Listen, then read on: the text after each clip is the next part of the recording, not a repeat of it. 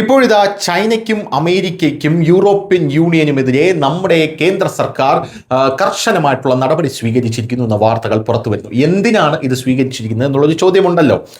China, European union, US എന്നിവിടങ്ങളിൽ നിന്ന് ഇറക്കുമതി ചെയ്യുന്ന പ്രത്യേക രാസവസ്തുക്കളായിട്ടുള്ള സൾഫനാമൈഡ് ആക്സിലറേറ്ററുകൾ അടുത്ത 5 വർഷത്തേക്ക് ഇതിന് ഇന്ത്യൻ സർക്കാർ ആന്റി ഡംപിംഗ് ഡ്യൂട്ടിയാണ് ഏർപ്പെടുത്തിയിരിക്കുന്നത്. റബ്ബർ ടയർ വ്യവസായങ്ങളിൽ വ്യാപകമായി ഉപയോഗിക്കുന്ന ഈ രാസവസ്തു വിദേശ രാജ്യങ്ങൾ ഇന്ത്യൻ വിപണിയിൽ സാധാരണക്കാൾ വളരെ കുറഞ്ഞ വിലയ്ക്ക് വിൽക്കുകയും പ്രാദേശിക വ്യവസായങ്ങൾക്ക് വലിയ നഷ്ടമുണ്ടാക്കുകയും ചെയ്തു എന്നുള്ളതാണ്.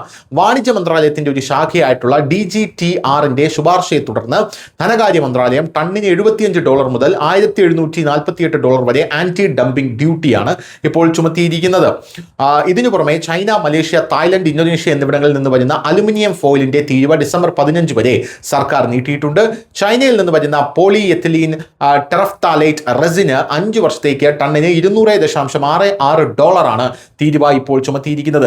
വിപണിയിൽ ന്യായമായ വ്യാപാര രീതികൾ ഉറപ്പാക്കുകയും വിദേശ കയറ്റുമതിക്കാർക്കെതിരെ ആഭ്യന്തര നിർമ്മാതാക്കൾക്ക് തുല്യ അവസരങ്ങൾ നൽകുകയും ചെയ്യുക എന്നതാണ് ഈ ആന്റി ഡംപിംഗ് ഡ്യൂട്ടിയുടെ പ്രധാന ലക്ഷ്യം. ആഭ്യന്തര വ്യവസായങ്ങളുടെ താൽപ്പര്യങ്ങൾ സംരക്ഷിക്കുന്നതിനായി അടുത്ത 5 വർഷത്തേക്ക് ചൈനയിൽ നിന്ന് ഇറക്കുമതി ചെയ്യുന്ന പോളി എത്തിലിൻ ടെറഫ്താലേറ്റ് റെസിന് ഇന്ത്യ ഗവൺമെന്റ് ടണ്ണിന് $200.66 ആന്റി ഡംപിംഗ് ഡ്യൂട്ടിയാണ് ചുമത്തിയിരിക്കുന്നത്. രാജ്യത്ത് വില കുറഞ്ഞ ഇറക്കുമതിയിലുണ്ടായ പെട്ടെന്നുള്ള വർധനവ് മൂലം ആഭ്യന്തര വ്യവസായത്തിന് വലിയ നഷ്ടം സംഭവിക്കുന്നില്ലേ എന്ന് കണ്ടെത്തുന്നതിനാണ് ഈ പ്രത്യേക അന്വേഷണം ഇപ്പോൾ നടത്തുന്നത്. ജനീവ ആസ്ഥാനമായുള്ള ലോക വ്യാപാര സംഘടനയുടെ ബഹുമുഖ സംവിധാനത്തിന്റെ നിയമങ്ങൾ പ്രകാരമാണ് ഇന്ത്യൻ സർക്കാർ ഈ നടപടി സ്വീകരിച്ചിരിക്കുന്നത്. News desk, news India Malayalam.